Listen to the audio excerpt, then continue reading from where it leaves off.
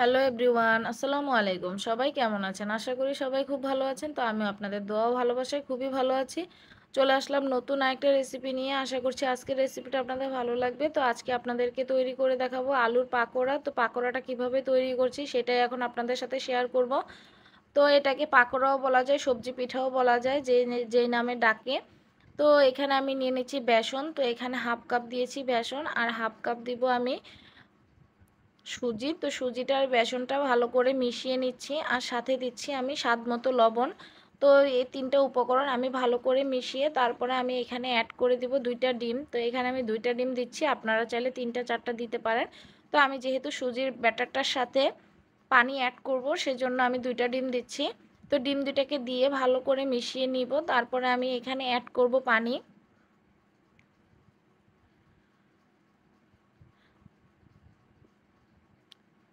তো এখন আমি এখানে পানি অ্যাড করব আর একটা সুন্দর একটা মসৃণ ব্যাটার তৈরি করব।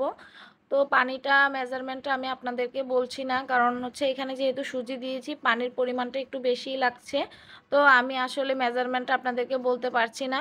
তো এই যে সুন্দর একটা ব্যাটার তৈরি হয়েছে, তো এই ব্যাটারটাকে আমি রেখে দিব আধা ঘন্টার জন্য। তো আধা ঘন্টায় সুজিটা একদম ফুলে যাবে। তো এখানে আমি আলু নিয়েছি, তিনটা আলুকে গ্রেট করে কেটে নিয়েছি। তো এখানে আপনারা অন্যান্য সবজি অ্যাড করতে পারেন, গাজর, তারপরে সিম, বিভিন্ন রকমের সবজি এখানে অ্যাড করা যায়। তো এখানে আমি এই যে আলুটা গ্রেট করে কেটে ভালো করে ধুয়ে পরিষ্কার করে নিয়েছি। তো এই যে সুজিটা ফুলে গেছে, তো এটাকে আমি এখন হাত দিয়ে ভালো করে চটকে নিব। তো আপনারা চাইলে কাঁটা চামচ বা প্যাচুলার ব্যবহার করতে পারেন। তো এটাকে আমি সুন্দরভাবে হাত দিয়ে এটাকে ফেটিয়ে নিচ্ছি। তো এখানে আমি দিয়ে দিব এখন আলুটা। তো আলুটার পানিটাকে ভালো করে চিপড়ে নিয়েছি আমি। এখন আমি সাথে দিয়ে দিচ্ছি কাঁচামরিচ, যেহেতু এটা ঝাল পিঠা তো আমি এখানে কাঁচামরিচ দিচ্ছি, আপনারা চাইলে গুঁড়ামরিচও দিতে পারেন। তো এখানে দিচ্ছি পেঁয়াজ কুচি। তো এখানে আমি অন্য কোনো মশলা অ্যাড করব না। তো আপনারা চাইলে এখানে চাট মশলা অ্যাড করতে পারেন। তো আমি চাট মশলা দেইনি, যেহেতু বাচ্চারা খাবে সেজন্য। তো এটাকে ভালো করে এখন চটকে নিব, আমি এটাকে সুন্দরভাবে মেখে নিচ্ছি। তো এখন আমার কাছে মনে হচ্ছে যে ডোটা একদমই পাতলা, তো সেজন্য আমি এখানে অ্যাড করে দিচ্ছি ময়দা। তো ময়দা আপনারা চাইলে চালের গুঁড়ো দিতে পারেন। তো আমার বাসায় চালের গুঁড়া ছিল না, সেজন্য আমি ময়দা দিয়ে তৈরি করছি। তো ময়দা এখানে আমি দিয়েছিলাম মেজারমেন্ট কাপের হাফ কাপের মতো। তো এই যে সুন্দরভাবে এটাকে মাখা হয়েছে। তো এখন আমি চলে যাব চুলাতে ভাজার জন্য। তো এখানে আমি দিয়েছিলাম সোডা, তো খুবই অল্প পরিমাণে দিয়েছিলাম, এটা খাওয়ার সোডা। তো সোডাটা দিয়ে ভালো করে এটাকে মিশিয়ে নিচ্ছি।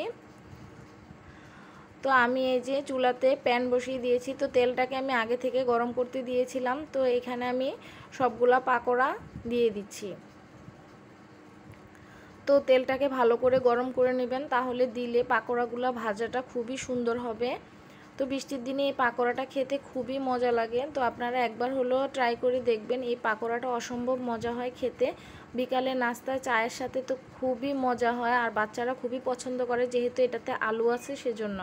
তো এই যে পাকোড়াগুলো একদম লাল লাল করে ভেজেছি। তো এটাকে খুবই অল্প আঁচে ভাজতে হবে, যেহেতু আলু আছে সেজন্য আলুটা যেন সুন্দরভাবে সিদ্ধ হয়ে যায়। তো আমি সবগুলা পাকোড়া ভেজে নিচ্ছি।